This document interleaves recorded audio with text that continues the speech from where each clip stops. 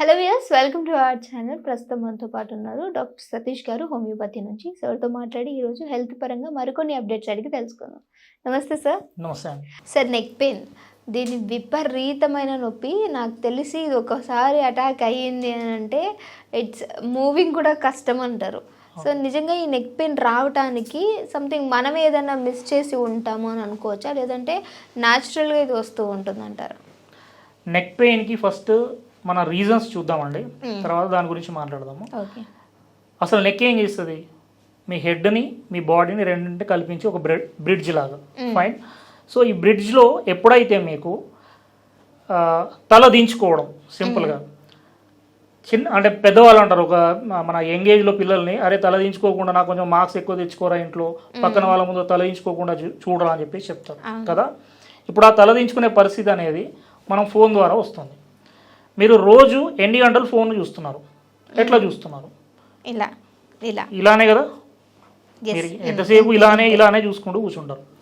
So ఈ phone మీరు తల దించుకొనే చూస్తున్నారు. ఎన్ని గంటలు చూస్తున్నారు? అసలు కౌంట్ లేదు కదా. సో మీరు ఇలా కంటిన్యూస్గా ఇలా ఉండాల్సిన పోస్చర్ని ఇలా పెట్టేసి ఎక్కువసేపు ఉంటే మీకు మెడ నొప్పి రాదా? ఖచ్చితంగా మీ మజిల్ స్టిఫ్నెస్ స్టార్ట్ అవుతుంది. This is the first reason. Second reason, మీకు ఎంతసేపు ఈ సర్వైకల్ స్పాండిలోసిస్ అని అంటాం. అంటే మీకు నెక్లో వచ్చేది ఏంటంటే జనరల్లీ సర్వైకల్ స్పాండిలోసిస్.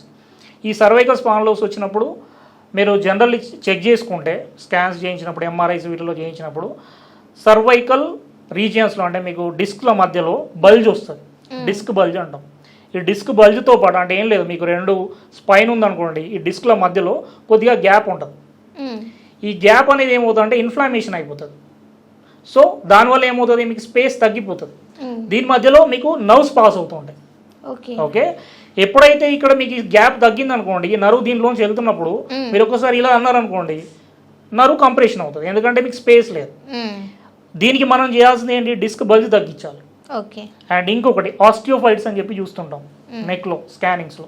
ఆస్టియోఫైట్స్ అంటే మీకు క్యాల్సిఫికేషన్, జనరల్గా ఎక్కువ కాల్షియం ట్యాబ్లెట్స్ వాడడము, ఎక్కువ తీసుకోవడం వల్ల ఈ క్యాల్సిఫికేషన్ ఎక్కువ అవడం వల్ల మీకు కొంతమందిలో ఆస్టియోఫైట్స్ కూడా చూస్తుంటాం.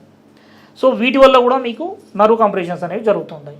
సో ఇక్కడ joint, muscle and your nerves also ఇక్కడ ఇంపాక్ట్ అవుతున్నాయి. ఓకే. వీటి వల్ల మీకు నెక్ పెయిన్ అనేది వస్తుంటుంది. ఇంకా మీరు చాలామంది ఏం చేస్తారంటే అసలు నెక్ ఎక్సర్సైజే చేయరు.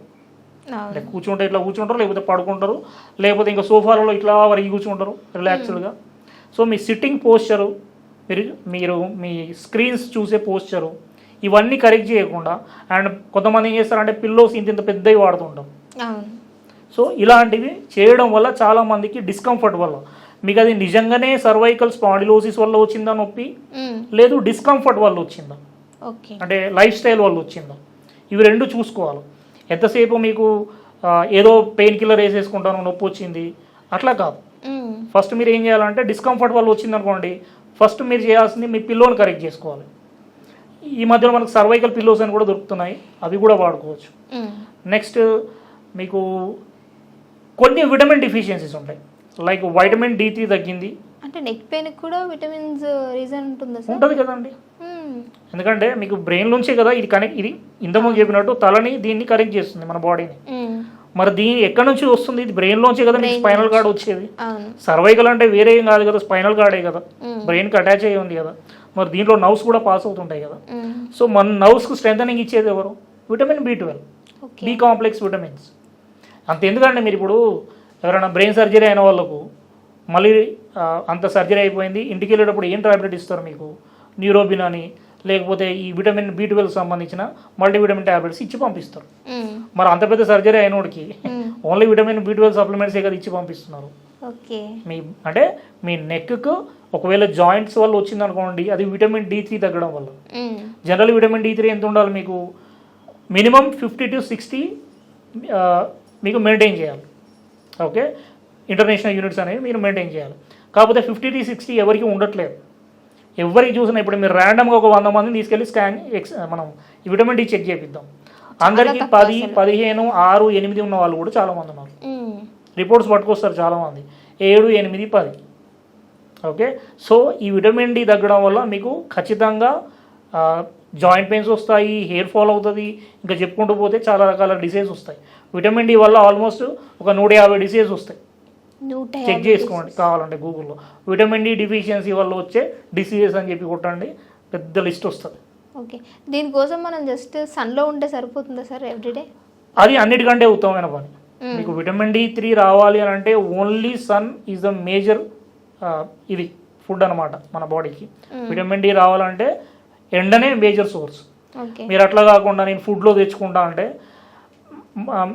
అంటే మీకు వెజిటేరియన్స్లో అనుకోండి మష్రూమ్లోంచి కొంచెం వస్తుంది, లేదు కొద్దిగా మీకు నట్స్లోంచి వస్తుంది.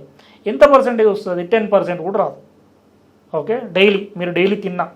అదే ఎండకు మీరు హాఫ్ అన్ అవర్ 45 మినిట్స్ కూర్చుంటే, లేదు వాకింగ్ చేసుకుంటే ఆ టైంలో ఖచ్చితంగా మీకు విటమిన్ డి, ఈ విటమిన్ డి అనేది ఎట్లా ఉంటుంది అంటే రోజువారీ కావాలి మీకు విటమిన్ డి3.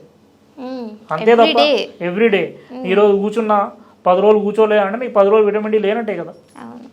సో నెక్ పెయిన్కి ఖచ్చితంగా విటమిన్ డి3, B12, B6 అంటే మీకు బి కాంప్లెక్స్ సంబంధించినవి విటమిన్స్ అనేవి ఖచ్చితంగా అవసరం పడుతుంది. అండ్ నెక్ పెయిన్కు మేజర్గా ఇంకా రీజన్స్ ఏముంటాయంటే ఎమోషనల్ రీజన్స్ ఉంటాయి. ఇప్పటి వరకు మనం ఏంటంటే ఓన్లీ పోస్టర్ రిలేటెడ్ సౌండ్ నేను కూడా విన్నాను సార్. అంటే మనకి ఏదైనా ఎక్కువ స్ట్రెస్ ఫీల్ అయినా, ఎమోషనల్గా కనెక్ట్ అయిపోయినా, అక్కడ బాధపడుతున్నా నెక్ బాగా నొప్పి వస్తుంది అని అంటారు. ఇది నిజంగానా, ట్రూతా? 100% అది రియల్. మీరు ఒక సాఫ్ట్వేర్ ఎంప్లాయీని చూద్దాం, లేకపోతే ఎవరో ఎంప్లాయీని చూద్దాం. ఆయన ఎంత మంచి పని చేసినా ఆఫీస్లో ఒక అప్రిసియేషన్ ఉండదు. ఫస్ట్ థింగ్ అప్రిసియేషన్ పక్కన పెట్టండి, దానిలో నెగిటివ్స్ వెతుక్కుంటూ ఉంటాం. చాలామంది ఓనర్స్ మీకు అంటే ఎంత మంచి పని చేసినా కానీ వాడికి ఏంటంటే ఇందులో తప్పు ఉందని చెప్పేసి వాడిని క్రిటిసైజ్ చేస్తుంటాడు. అంటే వాడికి అప్రిసియేషన్ రావట్లేదు, మళ్ళీ రివర్స్లో క్రిటిసైజ్నెస్ వస్తుంది. దీనివల్ల ఏమవుతుందంటే వాడు సెల్ఫ్ ఎస్టీమ్ దెబ్బతింటుంది. సో దానివల్ల నెక్ స్టిఫ్నెస్ స్టార్ట్ అవుతుంది. This is called as injustice intolerance అంటాం. ఎవరైతే ఇంజస్టిస్ను ఇంకా రోజు అదే పనిగా మనం ఇప్పుడు ఆఫీస్ ఉంటుంది, ఫర్ ఎగ్జాంపుల్ మనకు జాబ్ ఉంది, ఆ జాబ్ పోతే మన ఫ్యామిలీ నడవదు. సో ఆ జాబ్లోనే ఉండాలి, నచ్చినా నచ్చకపోయినా. సో అక్కడ ప్రెషర్ రోజు ఉంటుంది. సో ఆ ప్రెషర్ను మీరు బేర్ చేస్తూ ఉండడం వల్ల ఏమవుతుందంటే మీ నెక్ స్టిఫ్నెస్ అనేది స్టార్ట్ అవుతుంది. This is emotional. చాలామంది ఏమనుకుంటారంటే ఓన్లీ ఫుడ్నో లేకపోతే ఈ ఫిజికల్గా మనం చేస్తున్న తప్పుల వల్లనో అనుకుంటారు. మీకు మెంటల్లీ రెగ్యులర్గా ఇట్లా కంటిన్యూస్గా మీరు పోక్స్ ఉంటే ఆటోమేటికల్లీ మీకు neck pains, even lumbar spondylitis అంటే నడుము నొప్పి కూడా వస్తుంది. ఓకే, సో జనరల్లీ షోల్డర్స్ ఏం చేస్తాయండి? మోస్తుంది, రైట్, బరువులు మోస్తుంది కదా. సో అట్లానే ఇప్పుడు మీ పిల్లలు, ఇప్పుడు మనం తిరుపతికి వెళ్ళినాం, దేవుడు కనబడతలేడు, ఏం చేస్తారు? పిల్లల్ని ఎత్తుకుంటాం.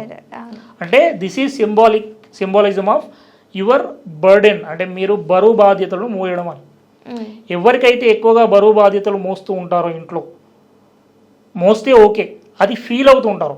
ఇప్పుడు ఫర్ ఎగ్జాంపుల్ అందరూ జాబ్ చేస్తుంటారు, ఫీల్ అవ్వరు. ఎవరైతే ఇప్పుడు ఇంటికి వచ్చిన తర్వాత వైఫ్ హ్యాపీగా లేదనుకోండి, లేకపోతే వర్కింగ్ ఉమెన్ అనుకోండి, హస్బెండ్ ఇంకా నువ్వు ఈ పని చేయలేదు, ఆ పని చేయలేదు, ఆల్రెడీ వర్కింగ్ ఉమెన్, నువ్వు ఇంటికి వచ్చిన తర్వాత నాకు టీ పెట్టలేదు, ఇంకేదో చేయలేదు, మా అమ్మని సరిగా చూడలేదు, మాట్లాడలేదు, ఇవన్నీ పోక్ చేస్తున్నారు అనుకోండి, ఇవన్నీ కూడా నాకు హెవీ బర్డెన్ అయిపోతుంది. తను జాబ్ చేసినందుకు బర్డెన్ ఫీల్ అవ్వట్లేదు, ఇక్కడ ఈ మాటల వల్ల బర్డెన్ ఫీల్ అవుతున్నారు.